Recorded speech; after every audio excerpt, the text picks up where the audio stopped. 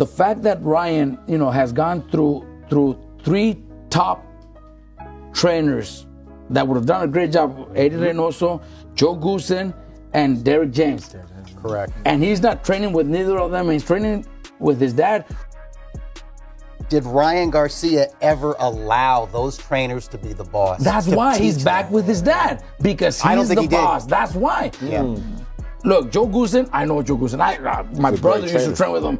He's not going to just let you get away with stuff like that. Derrick James shouldn't either. Eddie Reynoso doesn't need. He's made so much money with Canelo that if you want to come to me, it's going to be under my rules. And if that didn't work, then Ryan's back. So that's I give that big advantage to Barrios to even pull that off. See, that's the thing about boxing, and Big Baby Miller pointed it out, because there's no structure.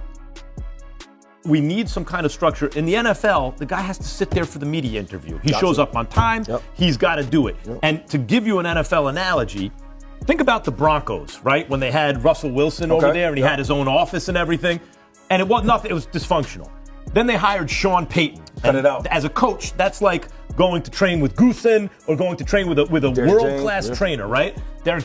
And you knew as soon as Sean Payton got there, ain't no one's going to have their own office. And you turn around a couple years later, and they're great. They're in the playoffs, right? That's the thing in boxing, when fighters want it comfortable, right? Sometimes when Miguel Cotto would want to train in certain places because it was more comfortable for him, I thought, I want to see the Miguel Cotto when it's uncomfortable, right? And Cotto's a great fighter, of course, and a serious person. But the fighter really has a little too much control when they reach a certain level sometimes of their own career, which is good in one way, but in another way can limit them athletically. Because Max Kellerman breaks down the Ryan Garcia versus Mario Barrios fight, stressing that Ryan's raw talent won't be enough against Barrios without discipline, structure, and consistent training. Max and Robert Garcia praise Ryan's skills, but warned that trainer instability hinders growth against Barrios' dedication. Meanwhile, both fighters are warning each other ahead of the fight. Mario Barrios vows to exploit Ryan Garcia's style, targeting every weakness he's observed. Freestyle type of boxing, with technique, is gonna overwhelm this man. It was a great experience. He's definitely one of a kind. I took a lot from that fight, just being there with somebody with his timing, his skill, his speed.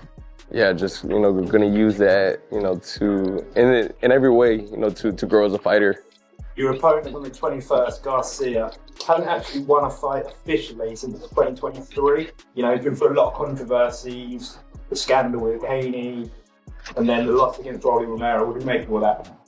I don't make much of all the like noise around Garcia. I just know I have a live opponent in front of me. I have somebody who's trying to take my title, and I'm looking just to go out there and defend. So you're looking to put on a big performance. Stylistically, what are you going to come with? Stylistically, I think this is going to be very... Determined to defend his belt relentlessly, but Ryan Garcia says he feels no different after his trainer left and stays focused preparing for Mario Barrios. Ryan Garcia's training campsites and sounds showcase intense workouts, sharp combinations, focused drills, and serious preparation in Los Angeles.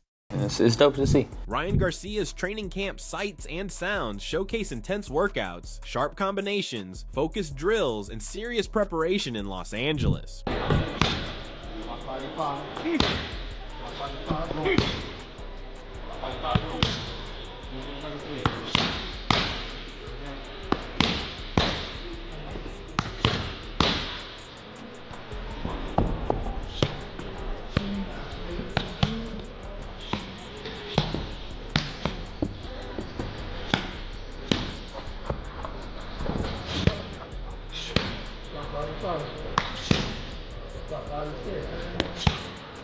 Lock the top 4.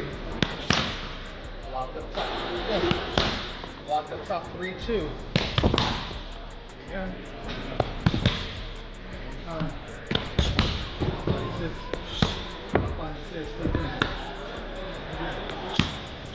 Ryan Garcia powerfully hits the punching bag during an intense training session.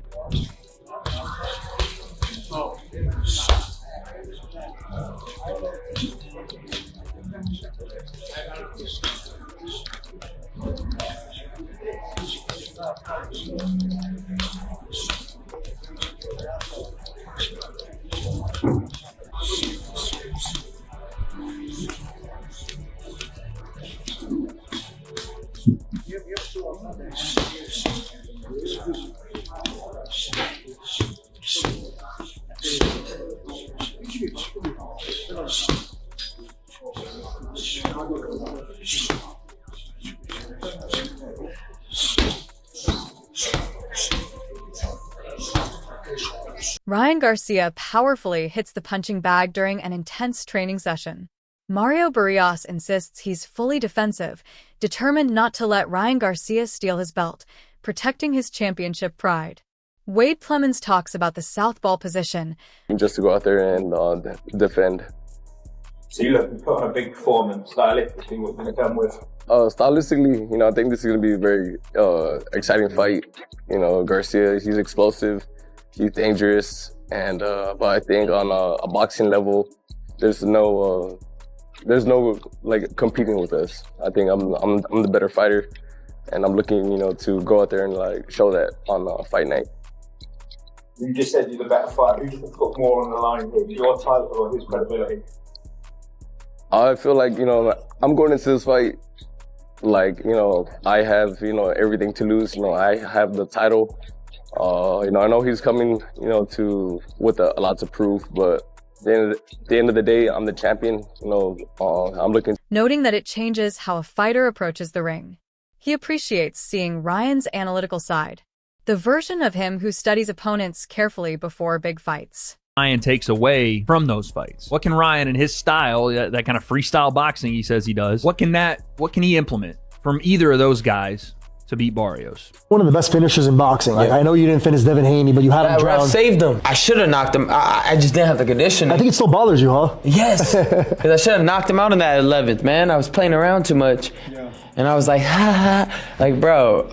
But next time, that next time, buddy. There we go again. You won't have a next time. I'm finishing you. You will never box again if we fight again, and you know that. And I have vowed to that. If we fight again, you will never box again. I promise you that.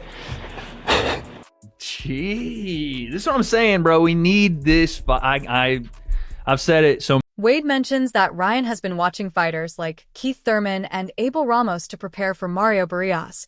Someone's against him, when people think he'll lose, when it's a different challenge to him, even though the Rolly fight was a huge challenge. It was a world title shot, right? But you think back through Ryan's career and the fights where he performs better. The Oscar Duarte fight, he thought Oscar De La Hoya and all of Golden Boy was against him. Obviously, the Devin Haney fight, no one thought he'd win. The Luke Campbell fight, Luke was an Olympian, so that was a big deal as well. The Gervonta Davis fight, he just lost. I mean, yes, the weight cut, whatever, but Ryan lost. But the mentality of Ryan, that's the thing that's so all over the place from time to time that you just don't know what Ryan you're going to get. I don't know what Ryan we're going to get in the Mario Barrios fight. He's saying all the right stuff. He's trained hard, right? He's acting like this is the one, but mentally is it, right? Because he kind of said the right stuff. He was a little quieter last time with the Rolly fight, but he said the right stuff, and it's hard to know, dude. It is, because another thing you worry, emphasizing that both of those opponents gave him tough nights. It's been a weird stretch he wonders for him how in Ryan's the ring, to be fair. The lifeless loss to Rolly Romero,